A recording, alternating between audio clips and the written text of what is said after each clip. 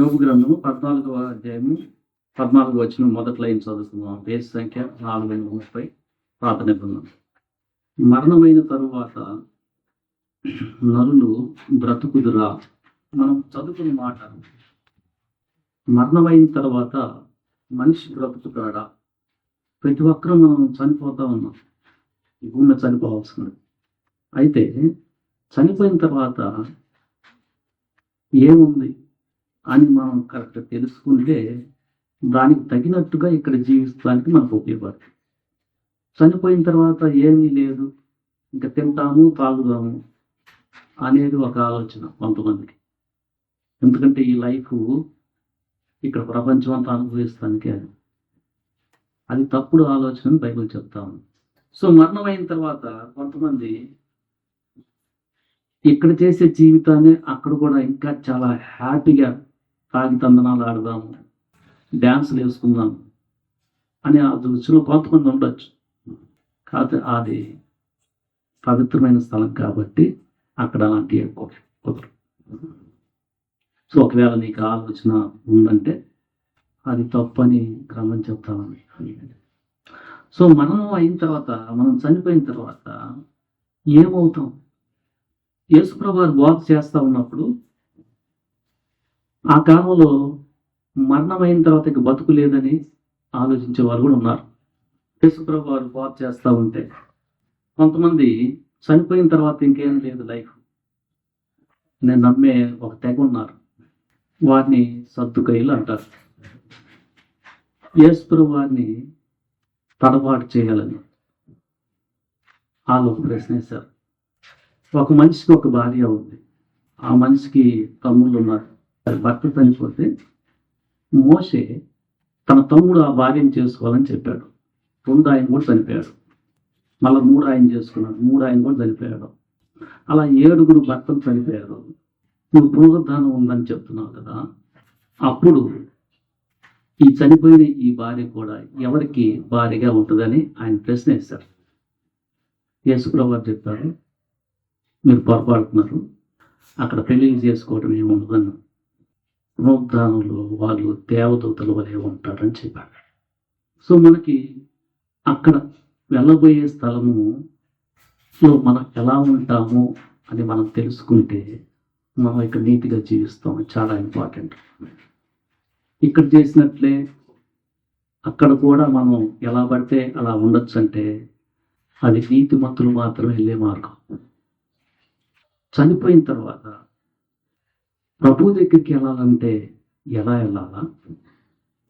లేదు, ఎలాగెలాగో బతికినా కూడా ఏమి మొత్తం నెగ్లెక్ట్ చేసినా మీకు జాగ్రత్త లేకపోతే నరకానికి వెళ్ళిపోతాం. దానికి జాగ్రత్త అవసరం లేదు. యేసుప్రభు వారు యోహాను సువార్త 5వ అధ్యాయం 28లో ఒక కాలం వస్తూ ఉంది, అప్పుడు కీడు చేసిన వారు కూడా లేపబడతారు, మేలు చేసిన వారు కూడా లేపబడతారు అని చెప్పారు. అంటే ఇప్పుడు మనం చనిపోయిన తర్వాత ఏమవులే, ఎలా పడితే అట్లా బతుకుతాములే అనే ఆలోచన చాలా తప్పదు. సో నువ్వు నెగ్లెక్ట్ చేస్తూ కీడు చేస్తూ బతకచ్చు, దానికి పెద్ద శ్రద్ధ అవసరం లేదు. అయితే నువ్వు జాగ్రత్త పడితే నిత్య సంతోషం ఉండే స్థలానికి వెళ్తావు. సో మనకి చనిపోయిన తర్వాత కూడా జీవితం ఉంది అనే ఆలోచన నువ్వు ఒకవేళ ఈ బాధల్లో ఉంటే, నువ్వు ఈ జీవితంలో కష్టాలు పడతా ఉంటే, నువ్వు నీకు కష్టం లేని ఆ ప్రదేశానికి వెళ్ళచ్చు, అదొక చోటు ఉంది, ప్రభుత్వం ఉంటావు అనే ఆలోచన కలిగి ఉంటే నీకు అది చాలా బలాన్ని ఇస్తుంది. సో ఈ జీవితంలో కొంతమంది కష్టం పడుతూ ఉంటారు. నేను జీవితానికి కష్టమేనా? ఇక మనుషులు అర్థం చేసుకోవట్లేదు, ఏంటి శ్రమ, ఏంటి ఈ బాధ, ఏంది ఈ నిరాశ, ఏంది అనుకుంటే నువ్వేం చేసుకోవాలి, చాలా జాగ్రత్త పడు. సో నువ్వు ఒక మంచి ఆలోచన కలిగి ఉంటే నీవు నిత్య సంతోషం ఉండే స్థలానికి వెళ్తావు. నీవు ఆలోచించాల్సింది, నేను ఎలాగా ఉంటే ఆ మంచి ప్లేస్కి వెళ్తాను, బాధకరమైన ప్లేస్ని తప్పించుకుంటాను అనే ఆలోచనను కలిగి ఉండటం మంచిది నీకు. సో యేసుక్రీస్తులో మనకు కలిగేది ఏంటంటే పునరుద్ధానం అంటారు. అంటే చనిపోయి ఆయన 3వ దినాన్ని తిరిగి లేచాడు కాబట్టి ఆయన నమ్ముకున్న నీకు కూడా మేలు పునరుద్ధానం ఉంది. ఆయన నమ్ముకుంటే నీకు పాప క్షమాపణ, మరలా ఆయన వచ్చినప్పుడు ఆయన ఉండే ప్లేస్లోకి నేను తీసుకెళ్తాడు. అక్కడ బాధ లేదు, అక్కడ వ్యాధి లేదు, అక్కడ నిత్య సంతోషం, దుఃఖము లేదు. సో మనం చనిపోయిన తర్వాత మనం ఆ ప్లేస్కి వెళ్ళాలంటే మొట్టమొదటిగా నీకు ఉండాల్సింది పాప క్షమాపణ. చాలా ఇంపార్టెంట్ అది. నువ్వు పాపాలతో క్షమాపణ లేకుండా చనిపోతే నువ్వు చనిపోయిన తర్వాత ఏమవుతాను అనుకోవాక ఇంకో ప్లేస్కి వెళ్ళిపోతావు, నరకం అనే ప్లేస్కి. సో చాలా మంది చనిపోతున్నారు ఈ ప్రపంచంలో. చనిపోయిన తర్వాత డిఫరెంట్ అవగాహనలు ఉన్నాయి, ఒక్కో ఆలోచన ఉంది, డిఫరెంట్ ఉన్నాయి. ఏంటి సరైన ఆలోచన ప్రభు చెప్పిందంటే, ఫస్ట్ నీకు పాప క్షమాపణ కావాలా? యేసు ప్రభు చెప్పారు, నేను సిలువలో ప్రాణం పెట్టి మీ పాపాల నిమిత్తం నేను పరిశుద్ధమైన రక్తాన్ని కార్చాను. ఈ మంచి మాటని అందరికి చెప్పడానికి చెప్పారు. సో మొట్టమొదటిగా మనకి పాప క్షమాపణ చాలా అవసరం. పాప క్షమాపణ నువ్వు పొందుకుంటే యేసును రక్షించే దేవుడు అని నువ్వు పొందుకుంటే, యేసుక్రీస్తు నీ పాపాల నిమిత్తం చనిపోయి సమాధి చేయబడి 3వ దినాన్ని తిరిగి లేచాడు అని నువ్వు నమ్మితే నీకు పాప క్షమాపణ వస్తుంది. అప్పుడు చనిపోయిన తర్వాత ప్రభువు మరలా వచ్చినప్పుడు నువ్వు ఆ ప్లేస్కి వెళ్తావు.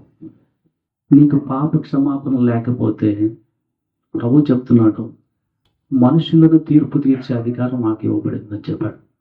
నువ్వు ప్రభు ముందే నిలబడాలా. నువ్వు ప్రభు నమ్ముకున్నా నమ్ముకోకపోయినా నువ్వు ప్రభు ముందే నిలబడాల్సిందే. ఎందుకంటే ఆయన మనుషు కుమారుడు ఈ లోకానికి వచ్చి మనుషుల పక్షాన ఆయన శిక్షను భరించి తిరిగి లేచాడు కాబట్టి ఆయనకు అధికారం వచ్చింది. నువ్వు రక్షించబడి దేవుని యొక్క ఆత్మను, ప్రభు ఆత్మను పొందుకొని ఎంత నీతిగా, ఎంత జాగ్రత్తగా, ఎంత పరిశుద్ధతగా అలా బతుకుతూ ఉంటే నీకు అక్కడ ఉన్న సంతోషమే వేరు. చాలా బ్యూటిఫుల్గా ఉంటుంది లైఫ్. అంటే ప్రభు వచ్చిన తర్వాత నీకు మహిమ శరీరాన్ని ఇస్తానన్నాడు. సో ప్రభు వచ్చే సమయానికి రక్షణ పొంది నువ్వు ఇక్కడ శరీరాన్ని వదిలిపెట్టేయచ్చు. ఎందుకంటే ప్రభు వచ్చే సమయానికి మనం ఉండొచ్చు, మనం చనిపోవచ్చు, ఏదైనా జరగచ్చు. ప్రభు చెప్తున్నాడు, ఒక సమయం వస్తుంది సమాధుల్లో నుంచి కూడా చనిపోయిన వారందరూ లభిస్తారని చెప్పాడు. ప్రభువు నమ్ముకొని చాలా జాగ్రత్తగా జీవించిన నీకు మహిమ శరీరం ఇవ్వబడుతుంది. ఈ శరీరం లాగా ఉండదు అది. అది ఇంకా వడలటము, వయసు అయిపోవటం అట్లాంటిది కాదు. ప్రభుకి చాలా దగ్గర సంతోషంతో ఉంటాం. ఆ ప్లేస్కి వెళ్తాం.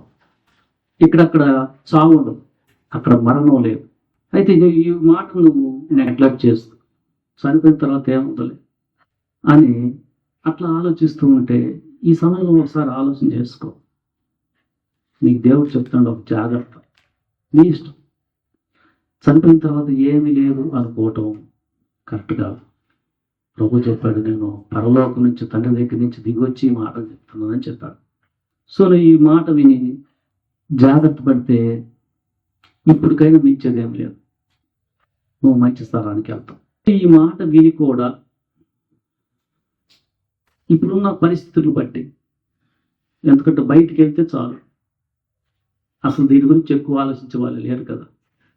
ఈ లోకంలో పడిపోయి జాగ్రత్త లేకుండా ఉన్నావంటే నువ్వు కూడా జాగ్రత్త లేకపోతే ఆ బాధాకరమైన ప్రదేశానికి వెళ్ళిపోతావు. అది నిరంతరమైన వేదన ఉండే పరిస్థితి. సో యేసు ప్రభువు చెప్పారు, క్రీస్తులో మనకున్నది ఏంటంటే ఇక మరణం లేని, బాధ లేని స్థితిని, నిత్య సంతోషమైన, రోగము లేని ఆ స్థితిని ప్రవహిస్తాడు.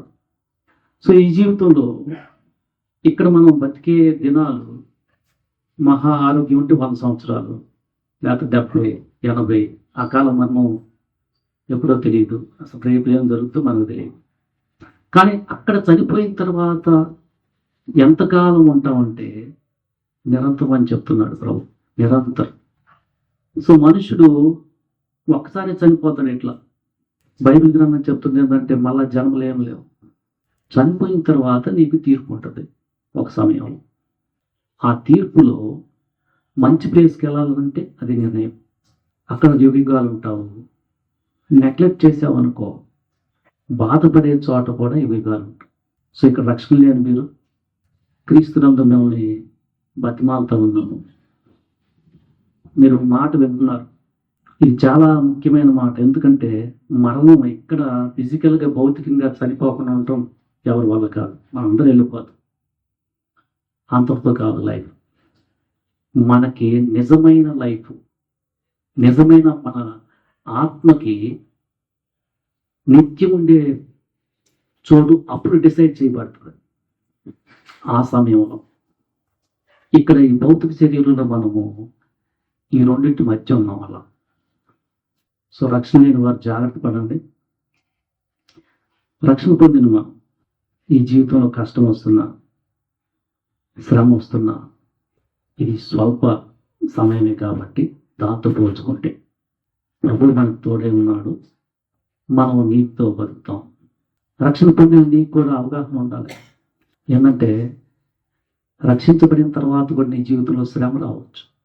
నీ జీవితంలో ఈ లోకంలో ఉన్న అట్రాక్షన్స్ అవన్నీ కూడా లాగుతూ ఉండొచ్చు. నువ్వు జాగ్రత్త పడాలి. తక్కువ సమయం ఉండే ఈ లోకంలో శ్రమ పడుతూ అయినా నీతిగా జీవిస్తూ ప్రభు యొక్క సహాయంతో నిత్యత్వంలో నిత్య సంతోషంలో ప్రభు దగ్గర ఆనందంగా ఆయన దగ్గరగా ఉంటూ గ్లోరిఫై మహిమాకరమైన ఆ శరీరాన్ని పొందుకొని అక్కడ ఉంటాం. నీ క్షేమం. పౌలు చెప్తున్నాడు, ఇక్కడ మనం పడే శ్రమలు అక్కడ పొందే సంతోషంతో పోలికే లేదు. ఎంత శ్రమను భరించవచ్చు. ఎందుకంటే దానికి దీనికి పోలిక లేదు. ఇక్కడ బాధ, అక్కడ నిత్య సంతోషం. ఇది 70 సంవత్సరాలు 100 సంవత్సరాలు, అక్కడ నిత్యత్వం అన్నాడు. దానికి ఇంకా టైం లేదు. జాయ్ఫుల్ అన్నమాట. దానికోసం శ్రమ. ప్రభు జాగ్రత్త పడని నిన్ను అనుమతిస్తుంటే శ్రమ, నువ్వు జాగ్రత్త పడు. రక్షణ లేని మీరు ఇంకా ప్రభువుని అంగీకరించిన వారు చనిపోయిన తర్వాత నువ్వు జాగ్రత్త పడితే ఇప్పటికైనా నువ్వు ఆ మంచి ప్లేస్కి వెళ్ళచ్చు. పౌలు ఈ మాట చెప్పినప్పుడు చనిపోయిన తర్వాత ఏంటి లైఫ్, జీవితం ఏందని కొంతమంది నవ్వారు. పౌలు ఈ మాట చెప్పినప్పుడు, దేవుని మాట చెప్తా ఉంటే ఆ జ్ఞాన కాలంలో తెలిసి తెలియనట్టుగా ఉన్న కాలంలో దేవుడు వదిలేశాడు. ఇప్పుడు మీరు పశ్చాత్తాపడండి మీ పాపాల నిమిత్తము. ఆ పరిశుద్ధమైన స్థలంలోనికి ఎలా పడితే అట్లా వెళ్తానంటే కుదరదు. మీరు చనిపోయిన తర్వాత ప్రజలు మీకేదో చేసే ఆ పనుల వల్ల కూడా మీరు ఎలా జీవించారో కొంతమంది అనుకుంటూ ఉంటారు. చనిపోయిన తర్వాత ఆయనకి ఏదన్నా చెయ్య తర్వాత అక్కడికి వెళ్తాడేమో ఆత్మను. అది సత్యం ఏంటంటే నీవు చేసిన పనులు నీతో వస్తాయి. కాకపోతే ఇప్పటిదాకా తెలియకుండా నువ్వెన్నో పాపాలు చేసి ఉండొచ్చు. అయినా నువ్వు ఇప్పటికైనా జాగ్రత్త పడితే ప్రభువు నీకు అవకాశం ఇస్తున్నాడు. అది సువార్త, మంచి మాట. సో ఎలాగలా అలా జీవిస్తే నువ్వు ఎలా జీవించినా మంచి ప్లేస్కి వెళ్తావు అనేది నిజం కాదు. నిజమేందంటే నీకు తెలియకుండా ఇప్పుడు కన్నా పాపాల్లో ఎట్లగట్ట చాలా పాపాలు చేసినా ఆత్మహత్య చేసుకోవాలి. ఏం అవ్వలేదు. నువ్వు చేయాల్సింది ఏంటంటే ప్రభు పాదాల దగ్గర పడు. ప్రభు నా పాపాన్ని క్షమించు, నీవే నాకు దేవుడివి, నా పాప శిక్షను భరించావు, నువ్వు మరణించి ఈ పరిశుద్ధమైన రక్తాన్ని నా కోసం కార్చావు, సమాధిలోకి వెళ్ళి 3 దినాలు తిరిగి లేచావు, నువ్వు మళ్ళా వచ్చి నన్ను తీసుకెళ్తావు. ఈ అవగాహన నుండి నీవు బాప్తిజం తీసుకుంటే, ఎందుకంటే కొంతమంది నమ్మానని నిజంగా నమ్మరు. నువ్వు మనుషులకు భయపడకుండా నేను ప్రభు నమ్ముకుంటున్నాను, నా పాపాలు క్షమించాడు అని తీసుకుంటే నువ్వు ఆ ప్లేస్కి వెళ్ళిపోతావు. రక్షించబడిన తర్వాత